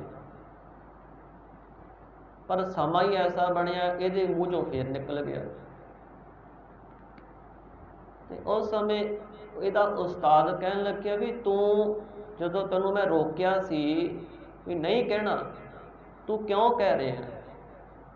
ਉਹ ਕਹਿੰਦਾ ਤੂੰ ਜਿਹਨੂੰ ਰੋਕਿਆ ਸੀ ਉਹ ਹੈ ਹੀ ਨਹੀਂ ਇੱਥੇ, ਤੂੰ ਮਨਸੂਰ ਨੂੰ ਰੋਕਿਆ ਸੀ, ਮਨਸੂਰ ਮਰ ਗਿਆ, ਮਨਸੂਰ ਹੁਣ ਪਰਮਾਤਮਾ ਹੀ ਹੋ ਗਿਆ, ਤੇ ਜਿੱਥੇ ਪਰਮਾਤਮਾ ਹੀ ਹੋ ਜਾਵੇ ਉੱਥੇ ਦੂਜਾ ਰਹਿੰਦਾ ਹੀ ਕੋਈ ਨਹੀਂ।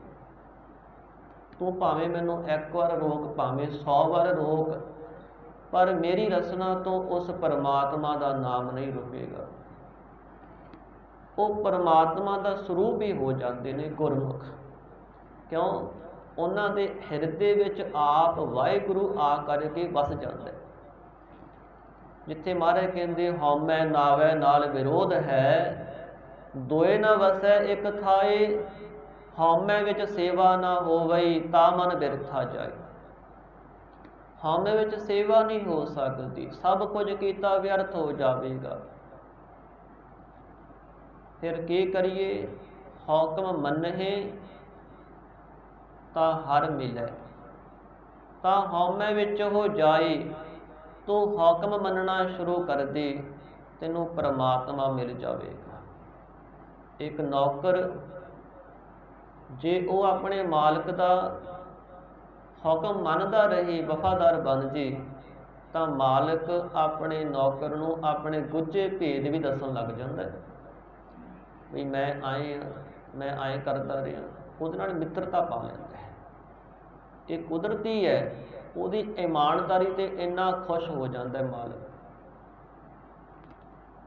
ਸਤਿਗੁਰੂ ਮਹਾਰਾਜ ਕਹਿੰਦੇ ਪਰਮਾਤਮਾ ਦਾ ਹੁਕਮ ਮੰਨਣਾ ਸ਼ੁਰੂ ਕਰ ਦੇ, ਉਹ ਤੈਨੂੰ ਆਪਣੇ ਨਾਲ ਹੀ ਮਿਲਾ ਲਵੇਗਾ ਤੇ ਇਹ ਹਉਮੈ ਤੇਰੇ ਵਿੱਚੋਂ ਚਲੀ ਜਾਵੇਗੀ। ਗੁਰਮੁਖਾਂ ਦਾ ਇਹ ਜੀਵਨ ਹੈ। ਉਹਨਾਂ ਨੇ ਆਪਣੇ ਅੰਦਰੋਂ ਹਉਮੈ ਨੂੰ ਗਵਾ ਦਿੱਤਾ ਤੇ ਵਾਹਿਗੁਰੂ ਆਪ ਉਹਨਾਂ ਦੇ ਹਿਰਦੇ ਵਿੱਚ ਆ ਕਰਕੇ ਵਸ ਜਾਂਦਾ ਹੈ। ਸਦਾ ਸ਼ਾਂਤ ਸੁਖ ਸਹਿਜ ਸਮਾਈ, ਫਿਰ ਉਹਨਾਂ ਦੇ ਹਿਰਦੇ ਵਿੱਚ ਸਦਾ ਸ਼ਾਂਤੀ ਰਹਿੰਦੀ ਹੈ, ਮਨ ਟਿਕਿਆ ਰਹਿੰਦਾ, ਉਹ ਆਪਣੇ ਆਤਮਿਕ ਸੁੱਖ ਦੇ ਵਿੱਚ ਸਹਿਜੇ ਹੀ ਸਮਾਏ ਰਹਿੰਦੇ। ਸਾਧ ਸੰਗਤ, ਜਿਹੜਾ ਸਾਨੂੰ ਬਾਣੀ ਪੜ੍ਹਦਿਆਂ ਆਨੰਦ ਹੁੰਦਾ ਹੈ ਨਾ, ਉਹ ਤਾਂ ਕੇਵਲ ਕੁਝ ਕੁ ਸਕਿੰਟਾਂ ਵਾਸਤੇ ਹੁੰਦਾ ਹੈ, ਪਰ ਜਿਹੜੇ ਉਹ ਗੁਰਮੁਖ ਨੇ ਉਹ ਸਦਾ ਉਸ ਆਨੰਦ ਵਿੱਚ ਸਮਾਏ ਰਹਿੰਦੇ ਨੇ। ਚਿੱਤ ਉਹਨਾਂ ਦਾ ਜੁੜਿਆ ਰਹਿੰਦਾ ਹੈ, ਮਨ ਦੇ ਅੰਦਰ ਸਦਾ ਸ਼ਾਂਤੀ ਬਣੀ ਰਹਿੰਦੀ ਹੈ, ਸੁੱਖ ਗਿਆਨ ਬਣਿਆ ਰਹਿੰਦਾ ਹੈ। ਉਹਨਾਂ ਦੇ ਹਿਰਦੇ ਵਿੱਚ ਪ੍ਰਭੂ ਦੇ ਨਾਲ ਏਕਤਾ ਬਣ ਜਾਂਦੀ ਹੈ।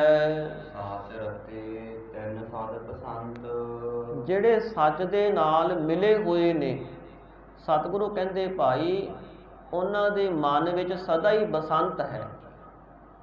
ਬਸੰਤ ਕਹਿੰਦੇ ਨੇ ਖੇੜੇ ਨੂੰ। ਉਹਨਾਂ ਦੇ ਮਨ ਵਿੱਚ ਸਦਾ ਪ੍ਰਫੁੱਲਤਾ ਹੈ। ਸਾਚ ਰਤੇ, ਜਿਹੜੇ ਸੱਚ ਨਾਲ ਮਿਲ ਗਏ ਨੇ, ਤੈਨ ਸਦਾ ਬਸੰਤ। ਬਸੰਤ ਨਾਮ ਵਸਣ ਦਾ ਵੀ ਹੁੰਦਾ ਹੈ। ਉਹਨਾਂ ਦੇ ਹਿਰਦੇ ਵਿੱਚ ਸਦਾ ਪਰਮਾਤਮਾ ਬਸੰਤ ਵਸਦਾ ਹੈ। ਮਨ ਤਨ ਹਰਿਆ ਰਵ ਗੁਣ ਗੋਬਿੰਦ, ਉਹਨਾਂ ਦਾ ਮਨ ਵੀ ਤੇ ਤਨ ਸਰੀਰ ਹਰੀ ਪਰਮਾਤਮਾ ਦੇ ਗੋਬਿੰਦ ਦੇ ਗੁਣਾਂ ਨੂੰ ਉਚਾਰਨ ਕਰਦਿਆਂ ਹਰਿਆ ਭਰਿਆ ਹੋ ਗਿਆ।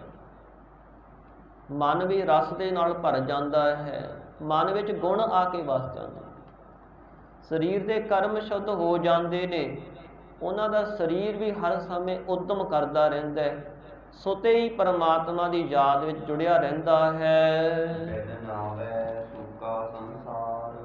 ਸਤਿਗੁਰੂ ਮਹਾਰਾਜ ਕਹਿੰਦੇ ਭਾਈ, ਪ੍ਰਭੂ ਦੇ ਨਾਮ ਤੋਂ ਬਿਨਾ ਜਿਹੜਾ ਸੰਸਾਰ ਹੈ ਸੁੱਕਿਆ ਪਿਆ ਹੈ। ਜਿਵੇਂ ਕੋਈ ਸਰੋਵਰ ਹੋਵੇ ਸੁੱਕ ਜਾਵੇ, ਇਸ ਤਰ੍ਹਾਂ ਸੰਸਾਰ ਵਿੱਚ ਪ੍ਰੇਮ ਰੂਪ ਜਲ ਨਹੀਂ ਹੈ, ਨਾਮ ਤੋਂ ਬਿਨਾ ਭੁੱਲੇ ਹੋਏ ਨੇ। ਜਿਵੇਂ ਕੋਈ ਸੁੱਕਾ ਦਰਖਤ ਹੁੰਦਾ, ਹੁਣ ਸੁੱਕਾ ਦਰਖਤ ਦੇਖੋ, ਨਾ ਉਹਨੂੰ ਕੋਈ ਪੱਤਾ ਲੱਗਦਾ, ਨਾ ਕੋਈ ਫੁੱਲ ਫਲ ਲੱਗਦਾ, ਤੇ ਨਾ ਹੀ ਵਿਚਾਰਾ ਉਹ ਝੁਕਦਾ, ਉਹਦੇ ਵਿੱਚ ਕੋਈ ਰਸ ਵੀ ਨਹੀਂ ਹੈ। ਇਸ ਤਰ੍ਹਾਂ ਜਿਹੜਾ ਜੀਵ ਹੰਕਾਰੀ ਹੁੰਦਾ ਉਹ ਝੁਕੇਗਾ ਕਦੇ ਨਹੀਂ, ਨਾ ਹੀ ਉਹਦੇ 'ਚ ਕਦੇ ਨਿਮਰਤਾ ਆਵੇਗੀ, ਨਾ ਹੀ ਕੋਈ ਗੁਣ ਹੋਵੇਗਾ। ਗੁਣ ਹੋਣਗੇ ਪਰ ਉਹਦੇ 'ਚ ਗੁਣਾਂ ਦਾ ਰਸ ਨਹੀਂ ਹੁੰਦਾ। ਸਾਸ ਗੁਣ ਤਾਂ ਸਾਰਿਆਂ ਅੰਦਰ ਰੱਖੇ ਨੇ ਪਰਮਾਤਮਾ ਨੇ, ਪਰ ਗੁਣਾਂ ਕਰਕੇ ਜਿਹੜਾ ਪਤੀਜਣਾ ਹੈ ਨਾ, ਗੁਣਾਂ ਕਰਕੇ ਜਿਹੜਾ ਭਲਾ ਹੋਣਾ ਹੈ, ਉਹਦੇ ਤੋਂ ਨਹੀਂ ਹੁੰਦਾ। ਜਿਵੇਂ ਦਰਖਤ ਹੁੰਦਾ, ਭਾਈ ਗੁਰਦਾਸ ਜੀ ਕਹਿੰਦੇ ਜਿਹੜਾ ਦਰਖਤ ਹੈ ਉਹ ਸੇਵਕ ਵਾਂਗੂ ਹੁੰਦਾ ਹੈ। ਦਰਖਤ ਉਹਦੇ ਕੋਈ ਛਾਂ ਵੀ ਪ੍ਰਾਪਤ ਕਰ ਲੈਂਦਾ, ਛਾਵੇਂ ਬੈਠ ਜਾਂਦਾ, ਉਹਨੂੰ ਫਲ ਲੱਗੇ ਹੋਣ ਫਲ ਵੀ ਖਾ ਲੈਂਦਾ, ਤੇ ਵੱਢਣ ਵਾਲੇ ਪਾਰ ਕਰਨ ਦਾ, ਜੇ ਕੋਈ ਉਹਨੂੰ ਵੱਢ ਵੀ ਲਵੇ ਤੇ ਵੱਢ ਕੇ ਕਿਸ਼ਤੀ ਬਣਾ ਲੇ, ਵੀ ਇਹਦੀ ਕਿਸ਼ਤੀ ਬਣਾਵਾਂਗੇ, ਤੇ ਕਿਸ਼ਤੀ ਬਣਾ ਕੇ ਉਹਨੂੰ ਪਾਣੀ ਤੋਂ ਹੀ ਪਾਰ ਲੈ ਜਾਂਦਾ ਹੈ। ਦੇਖੋ ਦਰਖਤ 'ਚ ਕਿੰਨੇ ਗੁਣ ਨੇ, ਜਿਉਂਦਿਆਂ ਵੀ ਛਾਂ ਦਿੰਦਾ, ਫਲ ਵੀ ਦਿੰਦਾ, ਤੇ ਜੇ ਉਹਨੂੰ ਕੋਈ ਵੱਢ ਕੇ ਕਿਸ਼ਤੀ ਬਣਾ ਲਵੇ ਤੇ ਉਹਨੂੰ ਪਾਣੀ ਤੋਂ ਪਾਰ ਕਰ ਦਿੰਦਾ, ਡੁੱਬਦਾ ਨਹੀਂ ਵੀ ਇਹਨੇ ਮੈਨੂੰ ਵੱਢਿਆ ਸੀ, ਇਹਨਾਂ ਮੇਰਾ ਨੁਕਸਾਨ ਕੀਤਾ, ਨਹੀਂ। ਇਸ ਤਰ੍ਹਾਂ ਹੀ ਸੇਵਕ ਹੈ, ਬੇਅੰਤ ਪਰ ਉਪਕਾਰ ਕਰਦੇ। ਸੇਵਕ ਹਰ ਸਮੇਂ ਪ੍ਰਭੂ ਪਿਆਰ ਵਿੱਚ ਜੀਵਨ ਬਤੀਤ ਕਰਦੇ। ਬਿਨ ਨਾਵੈ ਸੂਖਾ ਸੰਸਾਰ, ਪ੍ਰਭੂ ਦੇ ਨਾਮ ਤੋਂ ਬਿਨਾਂ ਸੰਸਾਰ ਹਉਮੈ ਵਿੱਚ ਵਿਕਾਰਾਂ ਵਿੱਚ ਸੁੱਕਾ ਪਿਆ, ਜੀਵਾਂ ਦੇ ਅੰਦਰ ਸੋਗ ਬਣਿਆ ਹੋਇਆ ਹੈ। ਇਹਨਾਂ ਜੀਵਾਂ ਦੇ ਅੰਦਰ ਤ੍ਰਿਸ਼ਨਾ ਦੀ ਅੱਗ ਹੈ, ਭੁੱਖ ਹੈ। ਸਹਿਜ ਖੱਟੇ ਲੱਖ ਕੋ ਉਠ ਧਾਵੈ, ਤ੍ਰਿਪਤ ਨ ਆਵੈ ਮਾਇਆ ਪਾਛੈ ਪਾਵੈ। ਤ੍ਰਿਸ਼ਨਾ ਨੂੰ ਅੱਗ ਦੇ ਨਾਲ ਤੁਲਨਾ ਕਿਉਂ ਦਿੱਤੀ ਗਈ? ਕਿਉਂਕਿ ਜਿਹੜੀ ਅੱਗ ਹੁੰਦੀ ਹੈ ਨਾ, ਉਹਦੇ 'ਚ ਜਿੰਨੀਆਂ ਮਰਜ਼ੀ ਲੱਕੜਾਂ ਪਾਈ ਜਾਓ, ਕਦੇ ਤ੍ਰਿਪਤ ਨਹੀਂ ਹੋਵੇਗੀ, ਸਗੋਂ ਵੱਧ ਭਾਂਬੜ ਮਚਦੇ ਨੇ। ਜਿਹੜੀ ਸਾਡੇ ਅੰਦਰ ਤ੍ਰਿਸ਼ਨਾ ਹੈ, ਭੁੱਖ ਸਾਨੂੰ ਮਿਲ ਜੇ, ਹੋਰ ਮਿਲ ਜੇ। ਜਿੱਥੇ ਮਹਾਰਾਜ ਕਹਿੰਦੇ ਭਾਵੇਂ ਲੱਖਾਂ ਕਰੋੜਾਂ ਅਰਬਾਂ ਖਰਬਾਂ ਹੀ ਜੁੜ ਜਾਵੇ ਤਾਂ ਵੀ ਭੁੱਖ ਨਹੀਂ ਨਿਕਲਦੀ। ਕੋਟ ਜੋਰੇ ਲੱਖ ਕਰੋੜੇ ਮਨ ਨਾ ਹੋਰੇ, ਪਰੈ ਪਰੈ ਹੀ ਕੋ ਲੁਚੀ ਹੈ, ਤ੍ਰਿਸ਼ਨਾ ਬਿਰਲੇ ਹੀ ਕੀ ਬੁਝੀ ਹੈ। ਇਹ ਪਦਾਰਥਾਂ ਰੂਪ ਲੱਕੜਾਂ ਪਾਉਣ ਦੇ ਨਾਲ ਕਦੇ ਬੁਝਦੀ ਨਹੀਂ, ਇਹ ਹੋਰ ਭਾਂਬੜ ਮਚਦੇ ਰਹਿੰਦੇ। ਜਿੰਨੇ ਅਸੀਂ ਪਦਾਰਥ ਹੋਰ ਇਕੱਠੇ ਕਰਾਂਗੇ, ਹੋਰ ਅੰਦਰ ਤ੍ਰਿਸ਼ਨਾ ਵੱਧ ਜਾਣੀ, ਹੋਰ ਵੱਧ ਜਾਣੀ। ਇਸ ਤਰ੍ਹਾਂ ਸਤਿਗੁਰੂ ਮਹਾਰਾਜ ਕਹਿੰਦੇ ਜਿਹੜਾ ਸੰਸਾਰ ਹੈ ਉਹ ਤ੍ਰਿਸ਼ਨਾ ਦੀ ਅੱਗ ਵਿੱਚ ਜਲਦਾ ਰਹਿੰਦਾ ਹੈ। ਵਾਰ-ਵਾਰ ਇੱਕ ਜਨਮ ਨਹੀਂ, ਇੱਕ ਜਨਮ ਵਿੱਚ, ਦੂਜੇ ਜਨਮ ਵਿੱਚ ਹੋਰ ਜਨਮ ਪ੍ਰਾਪਤ ਕਰਕੇ ਜੀਵ ਜਲਦੇ ਹੀ ਰਹਿੰਦੇ ਹਨ। ਜੀਵ ਉਹੀ ਕਰਦੇ ਨੇ ਜੋ ਪਰਮਾਤਮਾ ਨੂੰ ਪਾਉਂਦਾ। ਜਿਹੜਾ ਜੀਵ ਪਰਮਾਤਮਾ ਤੋਂ ਭੁੱਲਿਆ ਹੋਇਆ ਹੈ, ਵਿਕਾਰਾਂ ਵਿੱਚ ਲੱਗਿਆ ਹੋਇਆ ਹੈ, ਉਹਦੇ ਕਰਮਾਂ ਅਨੁਸਾਰ ਪਰਮਾਤਮਾ ਨੇ ਉਸ ਨੂੰ ਭੁਲਾਇਆ ਹੋਇਆ ਹੈ। ਜਿਹੜੇ ਗੁਰਮੁਖ ਨੇ ਉਹ ਬੰਦਗੀ ਕਰਦੇ ਨੇ, ਨਾਮ ਜਪਦੇ ਨੇ, ਉਹਨਾਂ ਦੇ ਕਰਮ ਹੀ ਐਸੇ ਨੇ, ਵਾਹਿਗੁਰੂ ਉਹਨਾਂ ਨੂੰ ਉਧਰ ਪਾਸੇ ਮੋੜ ਹੀ ਲਿਆਉਂਦਾ। ਫਿਰ ਸੋਈ ਕਰੇ ਜੇ ਹਰ ਜੀਉ ਭਾਵੈ। ਜਿਹੜੇ ਗੁਰਮੁਖ ਨੇ ਉਹੀ ਕੁਝ ਕਰਦੇ ਨੇ ਜੋ ਪਰਮਾਤਮਾ ਨੂੰ ਭਾਉਂਦਾ ਹੈ। ਸਦਾ ਸੁਖ ਸਰੀਰ ਭਾਣੇ ਚਿਤ ਲਾਵੈ। ਗੁਰਮੁਖਾਂ ਨੇ ਪ੍ਰਭੂ ਦੇ ਭਾਣੇ ਵਿੱਚ ਆਪਣੇ ਚਿੱਤ ਨੂੰ ਜੋੜਿਆ ਹੋਇਆ ਹੈ ਵੀ ਜੋ ਪਰਮਾਤਮਾ ਕਰੇਗਾ, ਜੋ ਹੋ ਗਿਆ ਠੀਕ ਹੈ। ਉਹ ਭਾਣੇ ਵਿੱਚ ਆਪਣੇ ਮਨ ਨੂੰ ਚਲਾਉਂਦੇ ਹਨ, ਜਿਸ ਕਰਕੇ ਸਦਾ ਸੁਖ ਸਰੀਰ, ਉਹਨਾਂ ਦੇ ਸਰੀਰ ਨੂੰ ਸਦਾ ਸੁੱਖ ਰਹਿੰਦਾ ਹੈ। ਉਹਨਾਂ ਦਾ ਅਸਥੂਲ ਸਰੀਰ ਵੀ ਸੁਖੀ ਹੈ ਤੇ ਉਹਨਾਂ ਦਾ ਅੰਤਸ਼ਕਰਨ, ਉਹਨਾਂ ਦਾ ਮਨ ਵੀ ਸੁਖੀ ਹੈ। ਆਪਣਾ ਪ੍ਰਭ ਸੇਵੇ ਸਹਿਜ ਸੁਭਾਏ। ਇਸ ਤਰ੍ਹਾਂ ਜਿਹੜੇ ਗੁਰਮੁਖ ਹਨ ਉਹ ਸੁਤੇ ਸਿੱਧ ਹੀ ਆਪਣੇ ਪ੍ਰਭੂ ਪਰਮਾਤਮਾ ਨੂੰ ਸੇਵਨਾ ਕਰਦੇ ਨੇ। ਜੀਵਨ ਹੀ ਐਸਾ ਬਣ ਗਿਆ। ਜਿਵੇਂ ਮਾਇਆਧਾਰੀ ਜੀਵ ਉਹ ਸੁਤੇ ਹੀ ਮਾਇਆ ਵਾਲੇ ਪਾਸੇ ਖਿੱਚਿਆ ਰਹਿੰਦਾ ਹੈ, ਦਿਨ ਰਾਤ ਮਾਇਆ ਦੇ ਵਿੱਚ ਲੱਗ ਕੇ ਜੀਵਨ ਬਤੀਤ ਕਰਦਾ। ਜਿਵੇਂ ਵਿਸ਼ਈ ਹੈ ਉਹ ਵਾਸਨਾ ਦਾ ਬੱਧਾ ਹੋਇਆ ਸੁਤੇ ਹੀ ਵਿਸ਼ੇ ਭੋਗਦਾ ਰਹਿੰਦਾ। ਜੁਆਰੀ ਹੈ ਉਹਦੇ ਅੰਦਰ ਜੂਏ ਦੀਆਂ ਗੱਲਾਂ ਹੀ ਚੱਲਣਗੀਆਂ। ਸ਼ਰਾਬੀ ਨੂੰ ਸ਼ਰਾਬ ਹੀ ਪੀਣੀ ਚੰਗੀ ਲੱਗਦੀ, ਕਿਉਂਕਿ ਉਹਨਾਂ ਦਾ ਜੀਵਨ ਹੀ ਐਸਾ ਬਣ ਗਿਆ। ਪਰਮਾਤਮਾ ਦੇ ਪਿਆਰੇ ਦਾ ਜੀਵਨ ਹੀ ਐਸਾ ਬਣ ਜਾਂਦਾ ਹੈ ਸਾਧ ਸੰਗਤ, ਉਹ ਸੁਤੇ ਹੀ ਇੱਧਰਲੇ ਪਾਸੇ ਜੁੜਿਆ ਰਹਿੰਦਾ ਹੈ। ਉਹਨੂੰ ਅੰਦਰੋਂ ਆਵਾਜ਼ ਆਉਂਦੀ ਹੈ, ਜੇ ਉਹ ਮਾੜੇ ਪਾਸੇ ਵੀ ਤੁਰ ਪਵੇ ਤਾਂ ਫਿਰ ਵੀ ਪਰਮਾਤਮਾ ਉਹਨੂੰ ਸਿੱਧੇ ਰਸਤੇ ਮੋੜ ਲੈਂਦਾ। ਆਪ ਸਾਰੇ ਭਗਤਾਂ ਦੇ ਕਾਰਜ ਸਵਾਰਦਾ ਹੈ ਪ੍ਰਭੂ ਪਰਮਾਤਮਾ। ਆਪਣਾ ਪ੍ਰਭ ਸੇਵੇ ਸਹਿਜ ਸੁਭਾਏ। ਮਹਾਰਾਜ ਕਹਿੰਦੇ ਸੁਤੇ ਸਿੱਧ ਹੀ ਗੁਰਮੁਖ ਜਿਹੜੇ ਹਨ ਆਪਣੇ ਪ੍ਰਭੂ ਪਰਮਾਤਮਾ ਨੂੰ ਸੇਵਨਾ ਕਰਦੇ ਹਨ। ਜੀਵਨ ਹੀ ਐਸਾ ਬਣ ਗਿਆ। ਭਾਈ ਬਿਧੀ ਚੰਦ ਜੀ ਸਤਿਗੁਰੂ ਹਰਗੋਬਿੰਦ ਸਾਹਿਬ ਮਹਾਰਾਜ ਜੀ ਦੇ ਕੋਲ ਸੰਗਤ ਨੇ ਆ ਕੇ ਬੇਨਤੀ ਕੀਤੀ, ਮਹਾਰਾਜ ਸਾਡੇ ਪ੍ਰਚਾਰ ਵਾਸਤੇ ਤੁਸੀਂ ਉੱਥੇ ਚਰਨ ਪਾਉਣਾ ਕਰੋ ਜੰਮੂ ਕਸ਼ਮੀਰ ਵਿੱਚ। ਸਤਿਗੁਰੂ ਕਹਿੰਦੇ ਭਾਈ ਸਾਡੇ ਕੋਲ ਸਮਾਂ ਨਹੀਂ ਹੈ, ਯੁੱਧ ਚੱਲ ਰਹੇ ਨੇ ਤੇ ਫਿਰ ਇੱਥੇ ਸੰਗਤਾਂ ਬਹੁਤ ਆਉਂਦੀਆਂ ਨੇ, ਅਸੀਂ ਬਿਧੀ ਚੰਦ ਜੀ ਨੂੰ ਉੱਥੇ ਭੇਜ ਦਿੰਦੇ ਹਾਂ, ਇਹ ਸਾਡਾ ਹੀ ਸਰੂਪ ਸਮਝਣਾ। ਤੇ ਉਸ ਸਮੇਂ ਸਾਧ ਸੰਗ ਭਾਈ ਬਿਧੀ ਚੰਦ ਜੀ ਨੂੰ ਸਤਿਗੁਰਾਂ ਨੇ ਆਗਿਆ ਦੇ ਕਰਕੇ ਭੇਜਿਆ। ਦਿਓਨਗਰ ਦੇ ਵਿੱਚ ਗੁਜਰਾਤ ਅੰਦਰ ਭਾਈ ਸਾਹਿਬ ਉੱਥੇ ਠਹਿਰੇ। ਇੱਥੇ ਇੱਕ ਸੁੰਦਰ ਸਾਹਿਬ ਫਕੀਰ ਰਹਿੰਦਾ ਸੀ ਦਿਓਨਗਰ 'ਚ। ਇਹ ਬੜਾ ਕਰਾਮਾਤੀ ਫਕੀਰ ਸੀ, ਆਸੇ ਪਾਸੇ ਇਲਾਕੇ ਵਿੱਚ ਬੜਾ ਪ੍ਰਭਾਵ ਸੀ ਇਹਦਾ। ਤੇ ਜਦੋਂ ਭਾਈ ਸਾਹਿਬ ਉੱਥੇ ਗਏ ਨਾ, ਇੱਕ ਬੇਰ ਦੇ ਰੁੱਖ ਹੇਠਾਂ ਬੈਠ ਗਏ। ਇਹਨਾਂ ਦੀ ਮਹਿਮਾ ਸੁਣ ਕਰਕੇ ਸੰਗਤਾਂ ਹੌਲੀ ਹੌਲੀ ਆਉਣ ਲੱਗ ਪਈਆਂ ਤੇ ਭਾਈ ਬਿਧੀ ਚੰਦ ਜੀ ਆਏ ਨੇ ਸ੍ਰੀ ਗੁਰੂ ਹਰਗੋਬਿੰਦ ਸਾਹਿਬ ਮਹਾਰਾਜ ਕੋਲੋਂ। ਸੰਗਤਾਂ ਇਕੱਤਰ ਹੋਣ ਲੱਗ ਪਈਆਂ। ਇਸ ਤਰ੍ਹਾਂ ਹੌਲੀ ਹੌਲੀ ਸੁੰਦਰ ਸਾਹਿਬ ਨੂੰ ਪਤਾ ਲੱਗ ਗਿਆ। ਇਹਨੇ ਮਨ ਵਿੱਚ ਸੋਚਿਆ ਬਈ ਜੇ ਇਹ ਇੱਥੇ ਰਹਿ ਪਿਆ ਤੇ ਮੇਰੀ ਮਹਿਮਾ ਘਟ ਜਾਵੇਗੀ, ਇਹਨੂੰ ਇੱਥੋਂ ਭਜਾ ਦੇਈਏ ਡਰਾ ਕਰਕੇ। ਤਾਂ ਫਿਰ ਸਾਧ ਸੰਗਤ ਇੱਕ ਸ਼ੇਰ ਦੇ ਉੱਪਰ ਅਸਵਾਰ ਹੋ ਕੇ ਆ ਗਿਆ। ਜਿਵੇਂ ਘੋੜੇ ਦੀ ਸਵਾਰੀ ਕਰ ਲਈਦੀ ਹੈ ਨਾ, ਇਸ ਤਰ੍ਹਾਂ ਸ਼ੇਰ ਨੂੰ ਇਸ ਨੇ ਵੱਸ ਵਿੱਚ ਕੀਤਾ ਹੋਇਆ ਸੀ ਕਰਾਮਾਤ ਦੇ ਨਾਲ। ਸ਼ੇਰ ਤੇ ਚੜ੍ਹ ਕੇ ਆ ਗਿਆ ਭਾਈ ਸਾਹਿਬ ਜੀ ਦੇ ਕੋਲ ਤੇ ਡਰਾਉਣ ਲੱਗਿਆ। ਭਾਈ ਸਾਹਿਬ ਜੀ ਨੇ ਆਪਣੀ ਨਿਗਾਹ ਉੱਪਰ ਚੁੱਕ ਕੇ ਸ਼ੇਰ ਦੇ ਵੱਲ ਥੋੜ੍ਹੀ ਜਿਹੀ ਕਰੜੀ ਨਿਗਾਹ ਕਰਕੇ ਦੇਖਿਆ ਤੇ ਸ਼ੇਰ ਜਿਹੜਾ ਸੀ ਬਿੱਲੀ ਬਣ ਕੇ ਉੱਥੇ ਬੈਠ ਗਿਆ। ਜਿਵੇਂ ਬਿੱਲੀ ਹੁੰਦੀ ਹੈ ਨਾ, ਅੱਖਾਂ ਜਿਹੀਆਂ ਨੀਵੀਆਂ ਕਰਕੇ ਉੱਥੇ ਬੈਠ ਗਿਆ। ਜਦੋਂ ਇਹ ਦੇਖਿਆ ਸੁੰਦਰ ਸਾਹਿਬ ਫਕੀਰ ਬੜਾ ਹੈਰਾਨ ਹੋਇਆ ਵੀ ਇਹ ਤਾਂ ਮੇਰੇ ਤੋਂ ਵੱਧ ਕਰਾਮਾਤ ਵਾਲਾ ਹੈ। ਤੇ ਉਸ ਸਮੇਂ ਫਿਰ ਭਾਈ ਬਿਧੀ ਚੰਦ ਜੀ ਨੂੰ ਕਹਿਣ ਲੱਗੇ ਜੀ ਇਹ ਸ਼ੇਰ ਦਾ ਹੁਣ ਭਲਾ ਕਰੋ, ਜਿਹੜਾ ਤੁਸੀਂ ਇਹਦੇ ਤੇ ਅਸਰ ਪਾਇਆ ਨਾ ਉਹਨੂੰ ਪਾਸੇ ਕਰ ਦਿਓ। ਭਾਈ ਬਿਧੀ ਚੰਦ ਜੀ ਨੇ ਜਲ ਦਾ ਛਿੱਟਾ ਲਿਆ, ਸਤਨਾਮ ਵਾਹਿਗੁਰੂ ਕਹਿ ਕੇ ਉਸ ਸ਼ੇਰ ਤੇ ਮਾਰਿਆ ਤੇ ਉਹ ਸ਼ੇਰ ਪ੍ਰਾਣ ਛੱਡ ਗਿਆ। ਭਾਈ ਬਿਧੀ ਚੰਦ ਜੀ ਚਰਨੀ ਹੱਥ ਲਾ ਕਰਕੇ ਚਲਿਆ ਗਿਆ। ਇਹ ਦੇਖ ਕੇ ਸੁੰਦਰ ਸਾਹਿਬ ਫਕੀਰ ਬੜਾ ਹੈਰਾਨ ਹੋਇਆ ਵੀ ਇਹ ਤਾਂ ਮਹਾਂਪੁਰਖ ਨੇ, ਉਸ ਸਮੇਂ ਕਹਿਣ ਲੱਗਿਆ ਜੀ ਮੈਨੂੰ ਵੀ ਆਪਣੀ ਸੰਗਤ 'ਚ ਰੱਖੋ, ਮੇਰੇ ਕੋਲ ਗਲਤੀ ਹੋ ਗਈ, ਤੁਹਾਨੂੰ ਮੈਂ ਇੱਥੋਂ ਭਜਾਉਣਾ ਚਾਹੁੰਦਾ ਸੀ।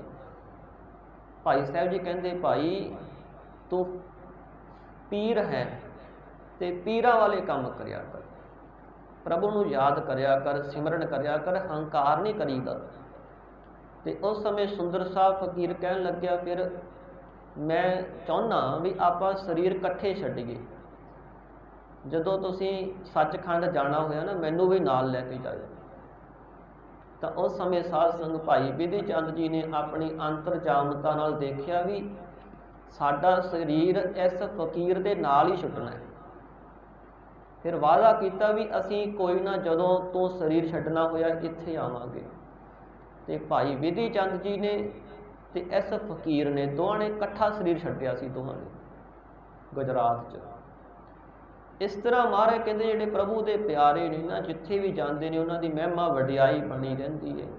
ਸਹਿਜੇ ਹੀ ਵਾਹਿਗੁਰੂ ਉਹਨਾਂ ਦੇ ਸਾਰੇ ਕਾਰਜ ਰਾਸ ਕਰ ਦਿੰਦਾ ਹੈ ਤੇ ਉਹ ਪਰਮਾਤਮਾ ਨੂੰ ਸੇਵਦੇ ਹਨ। ਨਾਨਕ ਨਾਮ ਵਸੈ ਮਨ ਆਏ। ਸਤਿਗੁਰੂ ਅਮਰਦਾਸ ਮਹਾਰਾਜ ਜੀ ਸਾਨੂੰ ਸਿੱਖਿਆ ਦਿੰਦੇ ਨੇ ਭਾਈ ਉਹਨਾਂ ਗੁਰਮੁਖਾਂ ਦੇ ਹਿਰਦੇ ਵਿੱਚ ਨਾਮ ਦਾ ਵਾਸਾ ਹੋ ਜਾਂਦਾ ਹੈ ਜਿਹੜੇ ਸੁਤੇ ਸਿੱਧ ਪਰਮਾਤਮਾ ਨੂੰ ਯਾਦ ਕਰਦੇ ਰਹਿੰਦੇ, ਦਿਨ ਰਾਤ ਉਹਦੀ ਅਰਾਧਨਾ ਕਰਦੇ। ਇਸ ਲਈ ਸਾਨੂੰ ਸਿੱਖਿਆ ਦਿੰਦੇ ਨੇ ਸਤਿਗੁਰੂ ਦਿਨ ਰਾਤੀ ਆਰਾਧੋ ਪਿਆਰੋ ਨਿਮਖ ਨਾ ਕੀਜੈ ਢੀਠ। ਭਾਈ ਉਸ ਪਰਮਾਤਮਾ ਨੂੰ ਯਾਦ ਕਰਿਆ ਕਰੋ। ਜੇ ਬਾਣੀ ਪੜ੍ਹ ਸਕਦੇ ਹੋ ਤਾਂ ਬਾਣੀ ਦਾ ਪਾਠ ਜ਼ਰੂਰ ਕਰੋ, ਨਹੀਂ ਤਾਂ ਸਿਮਰਨ ਕਰ ਲਓ, ਮੂਲ ਮੰਤਰ ਦਾ ਅਭਿਆਸ ਕਰ ਲਓ। ਥੋੜ੍ਹਾ ਬਹੁਤਾ ਆਪਣੇ ਜੀਵਨ ਅੰਦਰ ਕਮਾਈ ਜ਼ਰੂਰ ਕਰੋ, ਤੁਹਾਨੂੰ ਰਸ ਆਵੇ।